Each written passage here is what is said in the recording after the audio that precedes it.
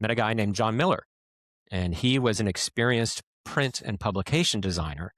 And at that time, all the publications were going online, and the advertising industry fit right in with online publishing. It was this, just this new thing, and it completely took off. And the funny thing was, we were building websites, and all of a sudden, I found myself, I'm in marketing. I don't know anything about marketing. What the heck is this marketing thing? And so that is why I joined the American Marketing Association back in 1999.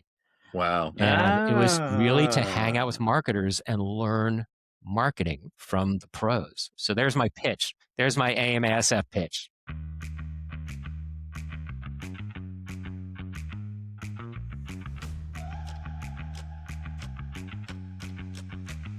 Hello, and welcome to the Misadventures in Marketing podcast, presented by the American Marketing Association San Francisco chapter. I'm Steve Haney, the fractional go-to-market executive in Silicon Valley. And I'm Peter Farago, the head of marketing in high-tech startups, also in the Bay Area. Each week, Steve and I come together to talk about all things in high-tech marketing. We share our own experiences running marketing teams with a special focus on technology startups, our successes, our failures, what worked and what didn't. We'll also be inviting our CMO friends and other marketing colleagues onto the show every once in a while, and hopefully impart some wisdom along the way. Hey, Peter, speaking of special guest stars, who is this in the recording studio with us? Yes, this very likable, wise fellow I've known for, I think 15 years, Eric Widener, who is not only a friend, but also was recently the president of the AMA San Francisco chapter for about 2 years. And now his official title is immediate past president. Just means that he helps out with a lot of logistics and helps the current president. But Eric is, and how we got to know each other, is an founder owner of a web agency that he started way back when in the late 90s and has been helping lots of companies succeed online, building websites, maintaining websites, SEO, and all those things for quite a long time. And now finds himself more specialized in the pharmaceutical biotech space where there's a lot of extra regulation and know-how. Eric Widener. Yep. I was just say Eric Widener. Hello. You're a VIP. We're very happy to have you as a guest. Well, and we got to give him some special thanks, right? Because we're here because of Eric. Misadventures in Marketing would not exist if it weren't for Eric, because we went to him and we said, hey, we want to do this thing. Yep. Go do it. Well, can we do this thing? Yeah, go do it. Well, we want to do it. Yeah, go do it. He was just a series of yes. And it got us to where we are today, and all 15 subscribers to this groundbreaking podcast. Well, thank you very much for having me. Yeah, I was when I was president, I was a very permissive president. Let me put it that way. If I you're an encouraging one who got people's enthusiastic and got the most out of it. Yeah. Well, and this is, Peter and I talk about executive leadership a lot, and people, they don't understand that you just got to get out of the way. You just got to let 1,000 flowers bloom. And, really bad executives are the ones who try to control everything. Yeah. And the thing is that, the American Marketing Association, it's a volunteer-based organization. So you have to, I have a saying that I had, which was, you only have carrots. You don't have the stick. And when people have good ideas and they're professionals, you guys are extremely accomplished, serious professionals who are experts in your industries. You know that you're going to follow through and do it right. And the proof is in the pudding. We are anal attentive. Everything can be better. But I will say, though, that leadership is probably not one of the official topics today. But Eric, I have always found you to be, it's a little bit of a personality thing. It's I think you are in the best possible way, very low ego. Like, it's always about the idea, about the person. Like you said, it's all carrot. Not everybody would get that it's all carrots and no sticks. Some other folks are more about like follow and remind people and create a really detailed organizational system. That yours was a different style, which I guess it works differently for different folks, but I just found that leadership style, I find it very effective, and I've always appreciated it. I don't know if I've ever Well, told you thank you. that, but Thank it's you. You very, flat. very nice to work with you and Yeah. partner with you whenever we can. Yeah. I mean, thank you. Appreciate that.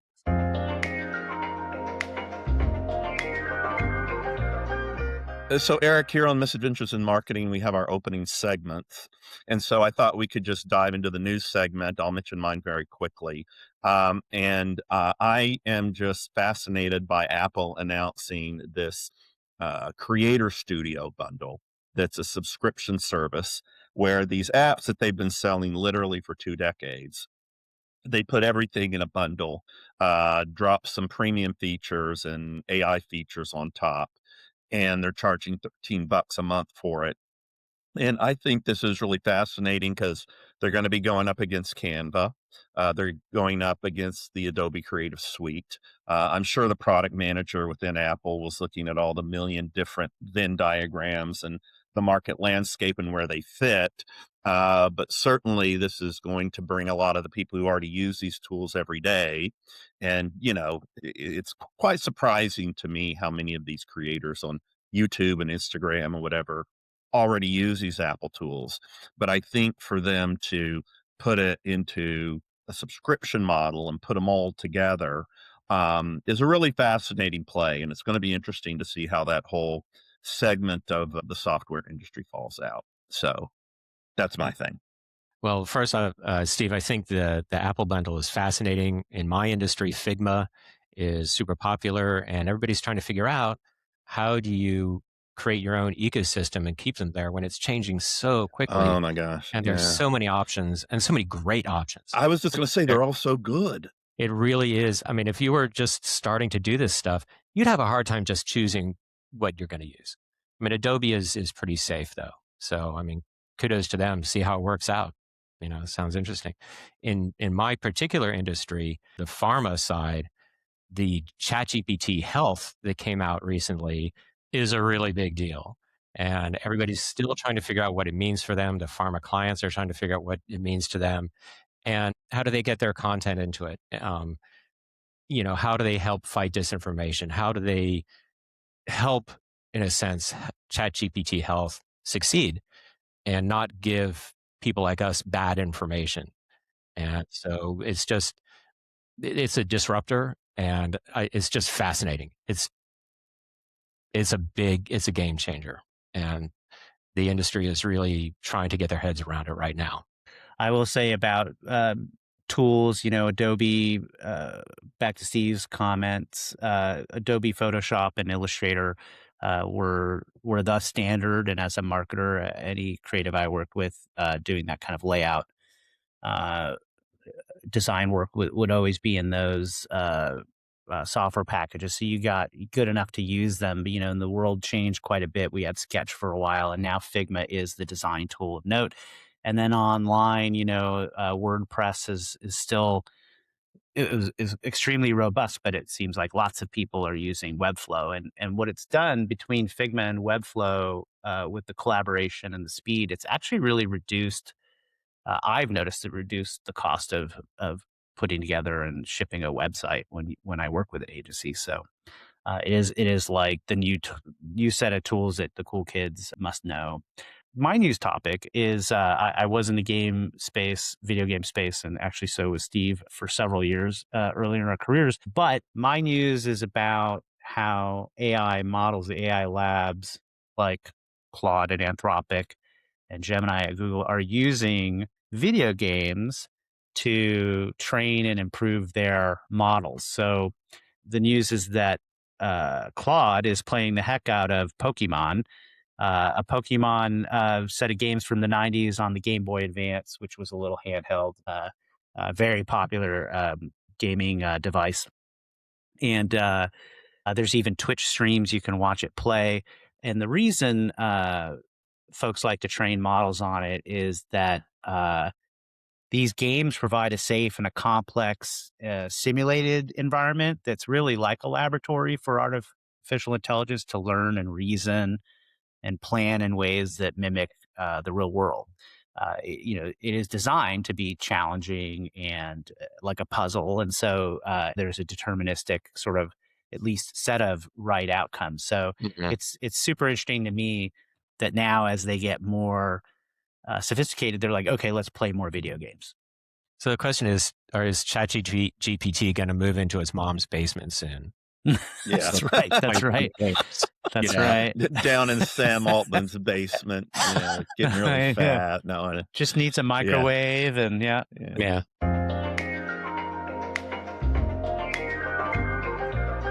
I'm going to talk about how I am kind of using AI this week, and Google, I guess it was a week and a half ago, turned on personal intelligence, this new feature, which I kind of assumed was just there all the time when it came to Gemini.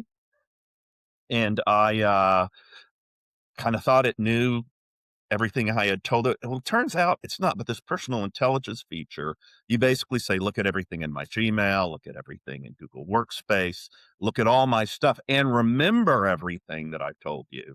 I didn't know this wasn't happening, but now I know there's a lot of privacy issues and whatnot, but I'm glad it's happening. I'm excited because it's going to know even more about me and hopefully answer more stuff better for me.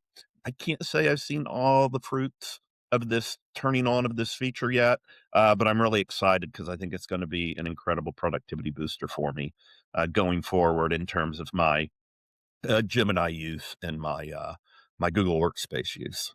I agree. I think it's very cool, and I think it will eventually be. And it kind of brings up the issue of how to use AI itself, which is for it to be effective, it needs a lot of data, and and the right data, and saying basically create a mini me or my brain. Gemini is definitely getting closer to that.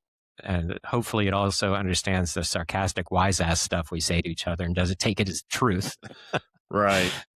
Yeah. So what is your chatbot of choice, Eric? What do you flip between them all the time. I am a complete slut when it comes to AI. I don't care.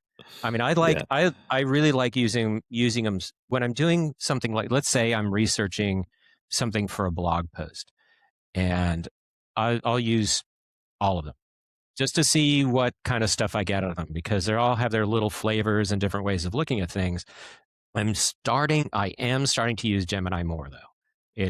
And I think that's a smart move from Google for people like us who live in Gmail and sort of the Google ecosystem, to just keep us there.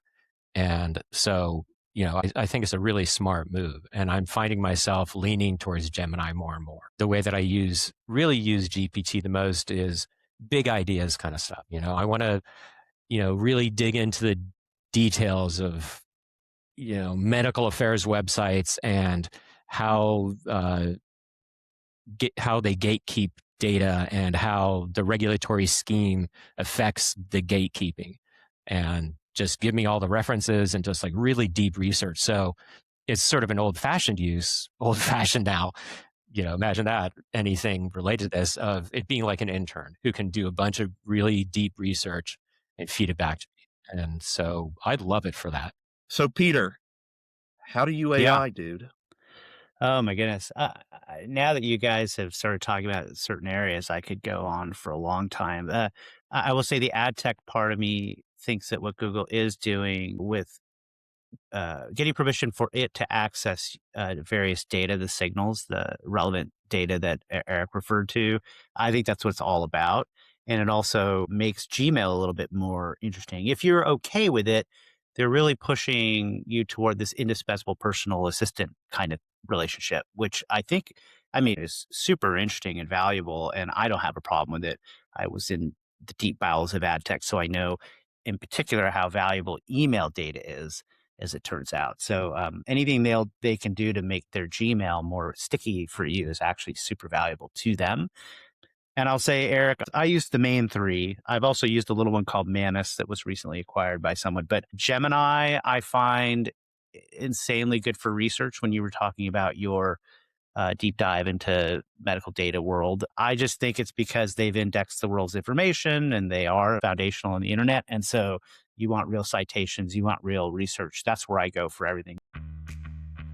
This episode of Misadventures in Marketing is brought to you by Section, the leading online business school for the age of AI. Every ambitious person deserves a great strategic education. People who want to be great at their jobs now, not on someone else's schedule. That's where Section comes in.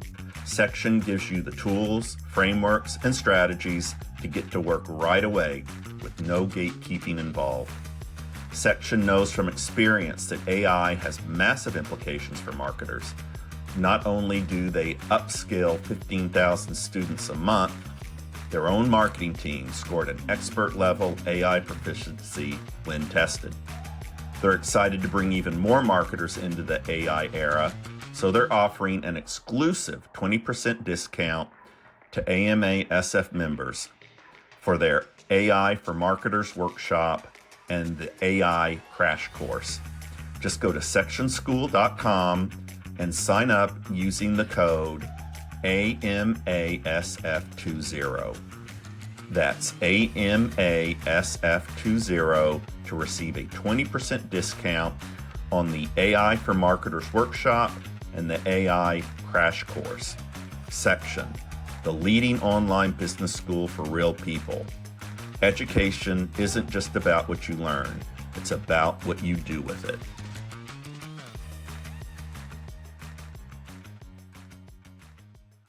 So in your travels these days, Eric, we talked a little bit about, you got into this specialized area of pharma and biotech, but they certainly have an overlay of regulatory issues. What's on a lot of people's minds, of course, is content and SEO and discovery, how to be discovered online, running your business, lead generation, whatever it is. You were talking about lead generation over LinkedIn, for example. What are the main concerns or the main opportunities people are thinking about with respect to their digital online marketing efforts and how GEO may fit in? What's the interplay Right. between SEO and GEO? What are people asking you? What are they worried Right. about? What are they interested in?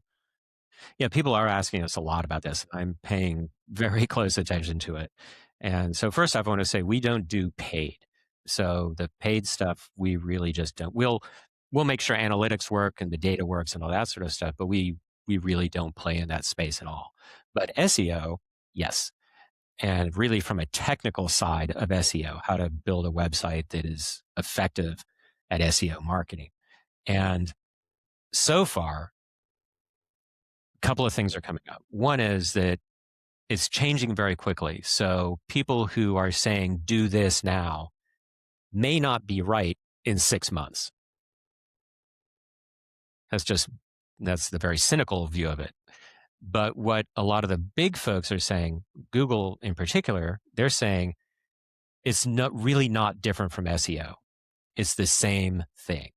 There are nuances and differences, but stick with SEO. That's probably good enough for the vast majority of businesses so far. So I cannot say that I'm an expert on it yet. I'm not sure anybody is an expert on it yet. It's simply too new. So don't freak out. Don't freak out. Don't do crazy stuff. Stick with SEO and do research into your industry. I think that there are opportunities and challenges, particularly when you think about pharma, where they have to be so careful about what consumers see and read. That is it the pharmaceutical company's responsibility to make sure the content is presented in a happy way for regulators, or is it the AI's company's responsibility? So they're having a hard time with it because, well, first off, they've never been able to be aggressive with SEO because they're constrained by regulatory requirements. And then, to really geek out on pharma, they've got these things called medical affairs websites, and they contain content and data that is only appropriate for healthcare professionals, whether you're insurance, an actual doctor, a provider of some sort. And all of these medical affairs websites have a little CYA box on the front where you have to say, I am a healthcare professional, or they might actually require you to log in, use something called your NPI number to get into this content. Now, the dilemma, the opportunity for pharma is that this is awesome content. People would love to get this content, and it would help them fight medical disinformation, because this is deep, rich, wonderful content that is just great. But how do they make sure when somebody finds this content through AI, through using ChatGPT Health, for example, that they still have to say that they're an HCP to get it, or is presented in a way that is acceptable for consumers? So it's a technical and regulatory challenge. So it's fascinating because it's a huge opportunity, but there's also technical and regulatory hurdles to get through. So I think that we're going to see a big evolution in this, and each industry is probably going to have their own version of that. Yeah, it sounds like there's a lot of vetted, accurate, say, medical information, but it is behind some kind of wall. Know that ChatGPT Health is doing their best to make sure that they only pull in content from credible sources. They're really trying. And so I believe that they really, really are doing their best. But it's still AI. It will still, it will get better and better at not hallucinating and just making crap up. But there's always going to be a risk. So let's say you go to ChatGPT Health and you go, hey, I have, my eyeball's itchy. What does it mean? It's like, it could be, you have cancer. Oh my God. Or, use some eye drops. And they refer to some content from a pharmaceutical company. Where does that content specifically come from in that from that pharmaceutical company? Is it from a product website? Is it from something that's really only for HCPs? That's going to be interesting to see.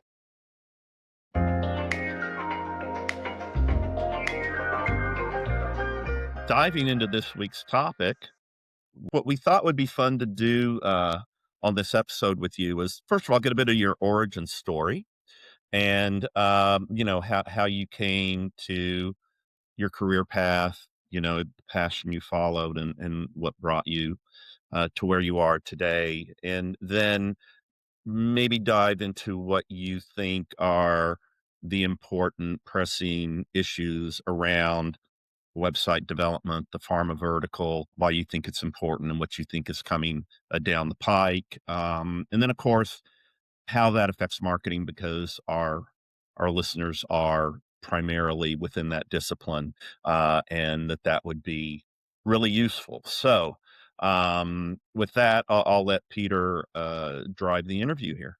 Yeah, Eric, you've been a long time San Francisco Bay Area professional. I know you're not originally from the Bay Area, but you're about as native as anyone can claim. I think you've lived in San Francisco proper for a long time. You founded your business here. So yeah, just maybe take us through, like, what did you think you were going to do when you grew up? How did you end up in the Bay Area? How did you end up founding in the midst of the .com boom in the late 90s?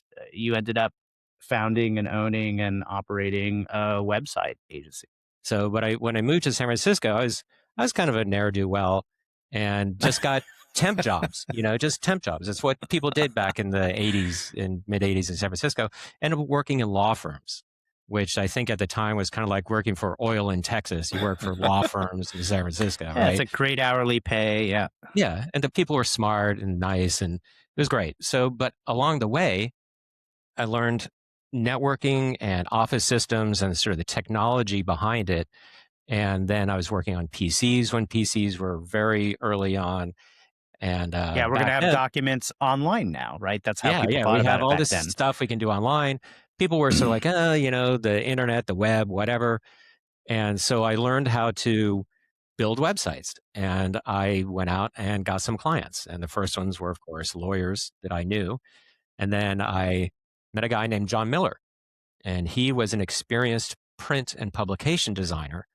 And at that time, all the publications were going online, and the advertising industry fit right in with online publishing. It was this, just this new thing, and it completely took off. And the funny thing was, we were building websites, and all of a sudden, I found myself, I'm in marketing. I don't know anything about marketing. What the heck is this marketing thing? And so that is why I joined the American Marketing Association back in 1999. And it was really to hang out with marketers and learn marketing from the pros. So there's my pitch. There's my AMASF pitch. The way that I really got involved was through a guy named Gene Philippi. He was president at the time. This was many years ago. And he's this big Nebraska guy. And he's like the size of a football player. And he basically grabbed me around the head, gave me a noogie, and said, "Hey, you're going to build a website."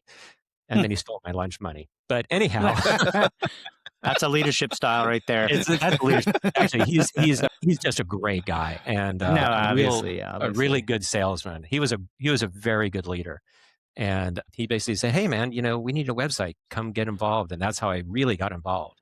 Are there ways, obviously you're the only one that can really think about the history of the business and the arc of it, but are there stages you think about? I know you describe yourself as a boutique, but were there different times where you were staffed pretty big? And I'm sure learning to be an entrepreneur all during that time is obviously something you're grappling with too, right? Because running a business comes with a bunch of other overhead. Right. If you're an expert at a thing and you suddenly become a business owner, you're suddenly a business owner and dealing with all that stuff rather than just all doing the things. Yeah. And so first off, I partnered with a guy named John Miller who had experience running a agency. He had a design agent doing publication design stuff, and a guy named Roger Black, who, if you're in web design and font design and publication design, he's one of the rock stars of that. So I learned a lot from both of those guys. So I met this guy, John Miller. We hit it off. We're like, hey, let's do it. I already had Workbox, and I was Workbox. We hit it off. We formed an S Corp. We're both as shareholders. So he actually was a real designer. And I knew I knew the back end sort of techie stuff, which now to think back on is ridiculous. I can't do any of that stuff anymore. Oh my God. Anyhow, he's really just a great designer, really powerful, knew how to talk to clients, had corporate connections, just really had his stuff together. And then I had the other side. So we had a great run. But the thing was that this was the dot-com boom. Making money quickly can cover up a lot of sins or blemishes or however you want to put it. And I really didn't understand what it really meant to run an agency. I just fell into it, complete accident. Gosh, all of a sudden we're in marketing. Gosh, I'm a co-owner of an agency. People are listening to you. You're making money. You're sending them invoices. They're paying what the hell you. I'm talking about. They're paying you. They're writing us checks. It's awesome. And we did good work. And it was ridiculous. I mean, looking back on it, the amount of money we charged for a Photoshop file. Oh my God. But so that changed overnight. In 2000, boom, just crushed. I mean, the publishing industry got killed. Advertising got killed. eBay and Craigslist were eating publishing's lunch. The way that newspapers were making money back then. Yeah, the local advertising. Yeah, local advertising. Yep. Yeah, like car sales, jobs. It was completely different. And Craigslist and eBay just hurt them a lot. There is a different marketplace mechanism. Yeah, it moved people online to find that stuff, and sellers liked it because it was a convenient, larger audience. So it was a win-win. It was a better experience for the users because it was extremely up to date. And your classified ad into the newspaper itself, I mean, did it appear like the next day, or was it a week later? Or I don't remember. I don't even remember now. It took a while. So the problem was we were so successful so quickly. I didn't understand really how to run an agency, and I didn't understand sales. That's really what it comes down to. When you run an agency, when you're the big cheese, it comes down to sales. And I had no sales discipline. I didn't know what the heck I was doing. Really. I mean, people just called up and said, hey, we need a website. Oh my God, we just got money from a VC. We need a website. It's like, okay, we're going to charge you $1 billion. Like, okay. That ended overnight. So it took me years to figure it out. It took me years. You had a long run of, I think, doing websites for lots of different companies. Right. Sounds like you had to have a period of time where you had to kind of scrap and rebuild and learn the business a little bit better the second time around. And then, of course, you now find yourself specialized in doing work in the biotech and pharmaceutical space. Pharma and biotech. That's really our specialty now. And we've done work for everything from beer companies to gold mining companies to automotive, all kinds of industries, fintech, all over the place. Not a lot of consumer stuff. But about 23 years ago or so, I said, I want to get into pharma. And I liked it because the people who work in pharma are really nice. There's something about the people who work in pharma. They're pretty nice folks. Also, they've got money to spend on marketing and they appreciate a good job. They've got a particular way of doing things.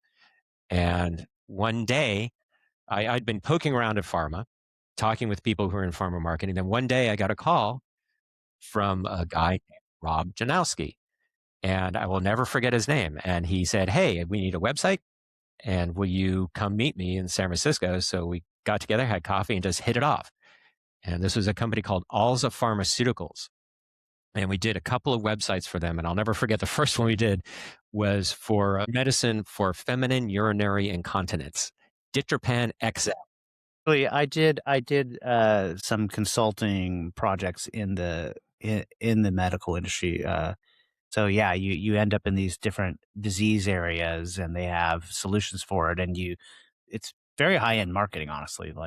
And it's complicated too because you can go direct to consumer, but you're also going through, you're pushing the consumers to go ask their doctors, but then you're also hitting the doctors. So it's multi-level channel stuff. Yeah. And the big thing about pharma marketing and pharma web development is you have to get used to slowing things down a bit, which at first was very frustrating.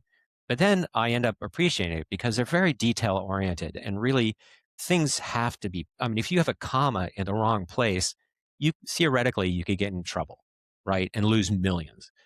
So they're very methodical and very thoughtful. I really appreciate that they really think things through. And because the downside of making a mistake is can be so severe. This episode of Misadventures in Marketing is brought to you by Peakbound Studio, the Bay Area video production house for high-impact marketing videos. Online video is quickly becoming the universal language of business and the primary medium through which marketers speak to their prospects. According to Forbes and market research firm Statista, 90% of all businesses are currently using online video in their marketing. And in 2025, 85% of those businesses will increase their spending in online video over last year. Enter Peakbound Studio. Peakbound Studio is not just another video production team. They are storytellers, visual artists, and high-tech experts rolled into one. They manage everything from the initial concept to the final edit.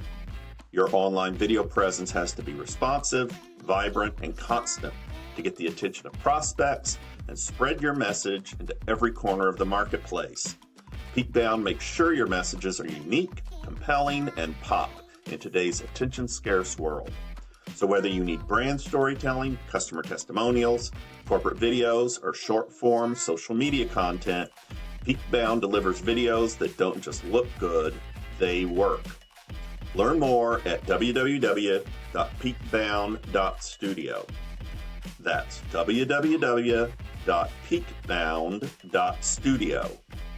Peakbound Studio, the video production house that puts your online video to work.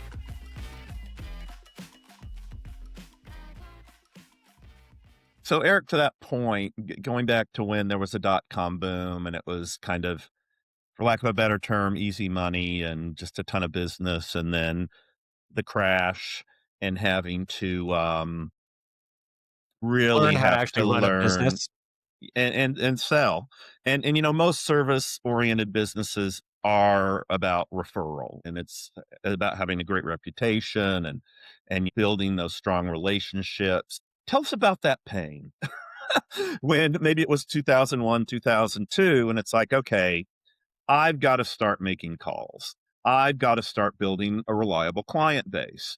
I've got to make sure I'm hitting certain metrics. Oh my God, I've got to keep metrics. Oh my God, I've got to measure all these things maybe I never thought of measuring before to ensure that I'm doing a great job for my customers. How was that for you? Because I can tell you for me, and it really started when I did my first startup in the late 90s in the mobile space. And I got some venture funding and I had people working for me. Our team grew to maybe 12, 13 folks. And it's like, holy crap, I got to make payroll. I've got to go out and get customers. I've got to keep my board happy. And it was just the whole thing was a real trial by fire. Tell us about yours. And then I would love to know, when was it? 2007, 2008, when you were like, okay, I've gone through the valley of death. I've been resurrected, and I now know what I need to do to run a successful services business. What was that like? Right, right. Well, and I joked that, I was very lucky that my wife was supportive for several years when really weren't making any money and trying to figure it out. So you're never out of the valley of death. I mean, I don't care what anybody says. If you own a company, my company is a little different because we are a boutique. I own it. After John left 2000 or 2001. So everything is me, and which is great. I don't have a board of directors. I don't have to deal with a lot of stuff. But the downside is it's extremely personal. Like when I get a new client, I'm like, I won the Super Bowl. When I don't get a new client, I mean, it's like big ups and downs. I think it took until about 2005 before I kind of figured it out. And for a boutique like mine, it's just excellent service and building a reputation, because a network is everything for my type of company. It is everything. Even if it's when early on, if you have to lose money keeping these clients happy, that's what you have to do, because your reputation is everything. And eventually, if you're good and you're connected to some sort of organization like the American Marketing Association or pharma or whatever, your name gets around. You have to work at it. You have to be there. You have to meet people. This is actually a very interesting topic because I haven't really looked back and said, here's how I did it. And I just met with an old friend for coffee before our chat today. And we're talking about how just damn luck is a real thing. And just being at the right place in the right time. And luck, and we've all had it, but then you got this lucky break. How do you capitalize on it? How do you make sure it works out? How do you have the discipline to follow through and take advantage of it and grow it? And I think I was very, very lucky in a lot of ways. When when I started Workbox, not a lot of people did what we did. I mean, there just weren't a lot of web designers, even boutique-y, you had the Razorfishes, you had like the big, agencies. There just weren't a ton who really got it, even then.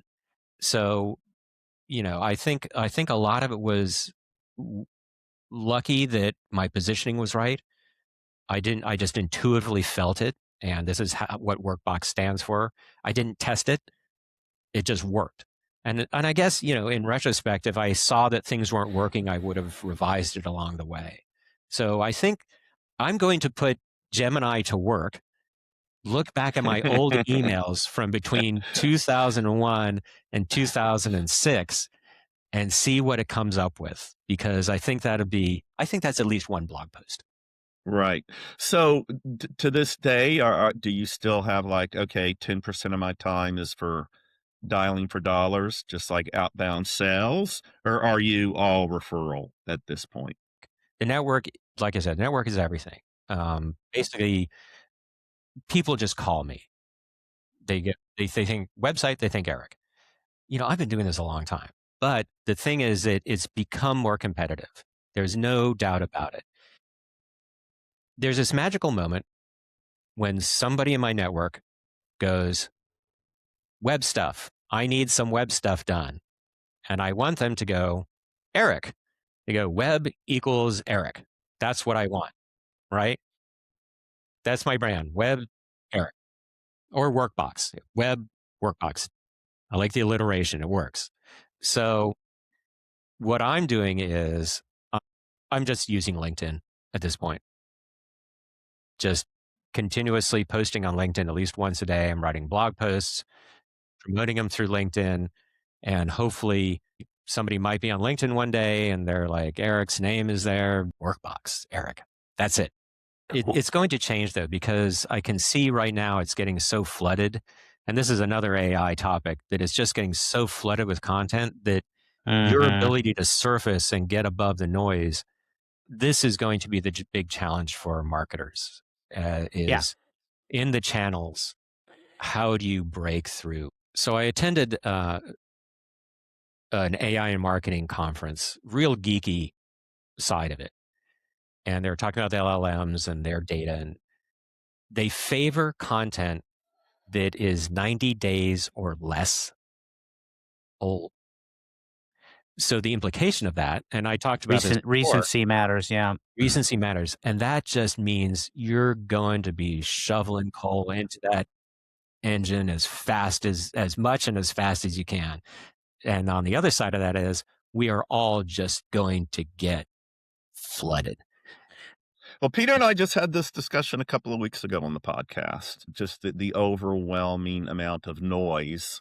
And, and sure, it's due to these LLMs being able to crank out a ton of content for you and post it and everything else.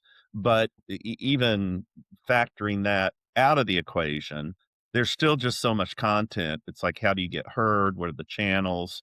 You've been lucky enough with your business to say, okay, I can produce content and broadcast it out on LinkedIn, and I know it's going to be a good channel for me. Yeah, but our clients are not having such an easy go of it.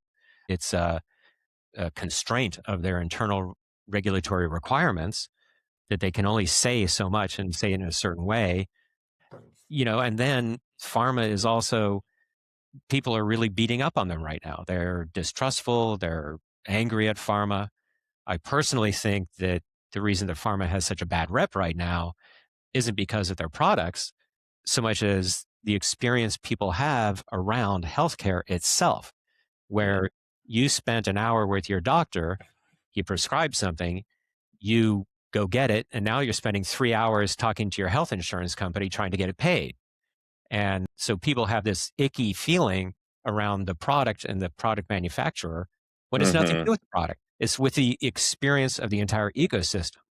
So the pharma people are taking it on the chin because our health insurance system is such a disaster. Having, done this for a little while, deep into the pharma vertical, what are some of the bits of wisdom, some of the things you've learned in terms of not just running a successful business, but maintaining it for decades? I mean, kudos. That's crazy.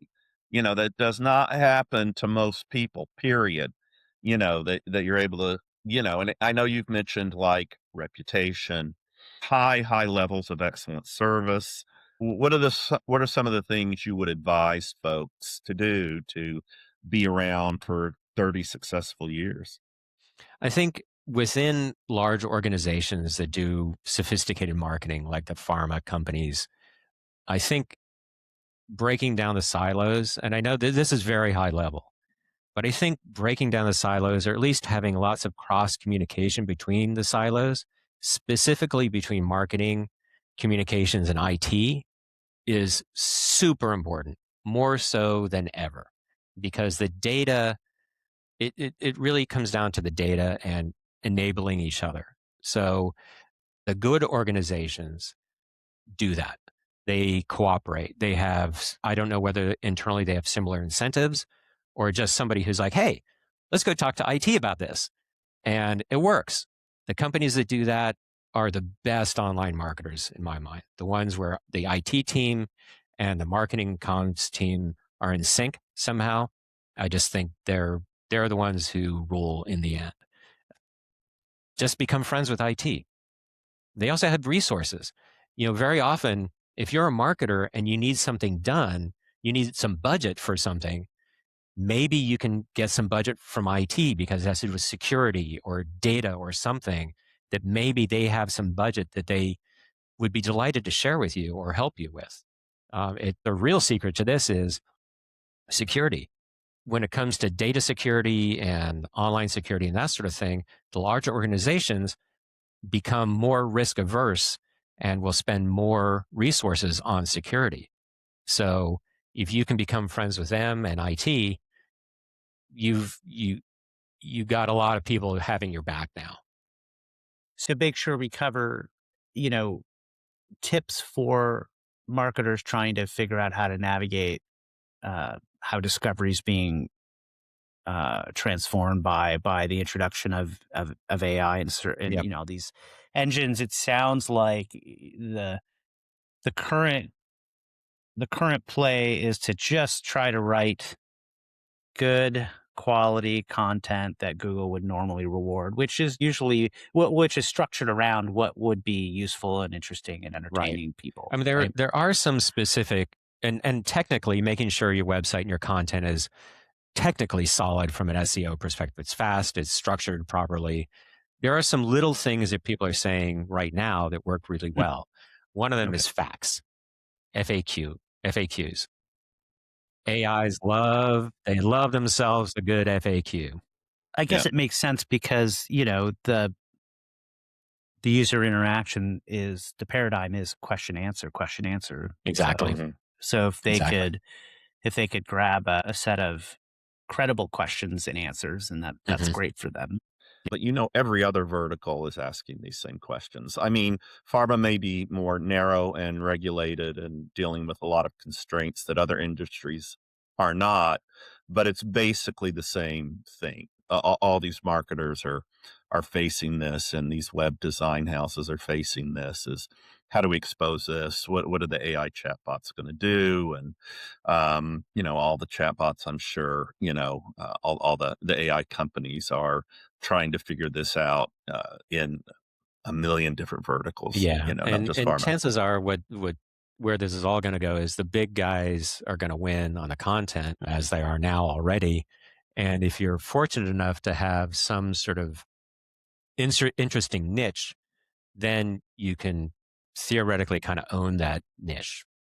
When the LLMs are going around deciding what's credible, they're going to tend towards, educational institutions, research institutes, big publications, big companies. Ironically, brand. Exactly. Which is what us marketers, that's our whole job. And in tech is not as appreciated as it should be. But when you're building the brand out there and making it relevant, it's like, well, the guys and gals who run the LLMs, they're going to be thinking, oh, crazy for Cocoa Puffs. Yeah. So when people are asking about cereal, there was that commercial I saw when I was 12 years old. Cocoa Puffs is ingrained in my head. And that was all brand marketing. It's quite ironic. Well, Eric, thanks very much. I think this would be a great place to wrap up. Well, I want to thank you for having me here. It was a great conversation. And I just want to do another pitch for the American Marketing Association, San Francisco. It helped me in my career. And I'm certain that anybody who joins will have a very similar experience. Thank you. Well, thank you. We really appreciate you taking the time to come on board and sharing your story. All right. Well, we want to thank our audience for listening to the podcast. Our editors, Lorenzo Fernandez-Kopec at Peakbound Studio, and Brian Douglas at the Creative Commonwealth for making us sound and look fantastic. We want to thank our marketing manager, Ian Robinson-Lambert, for getting the word out on all the socials. JulieAnn Bornales for being our consulting producer. Renata Dada for driving our marketing research and content calendar, and of course, Thomas Moyer, the current president of the AMA San Francisco chapter, for presenting this podcast. And we can do this in person. Would also like to thank our sponsor, Workbox, and Eric Widener for their support of Misadventures in Marketing.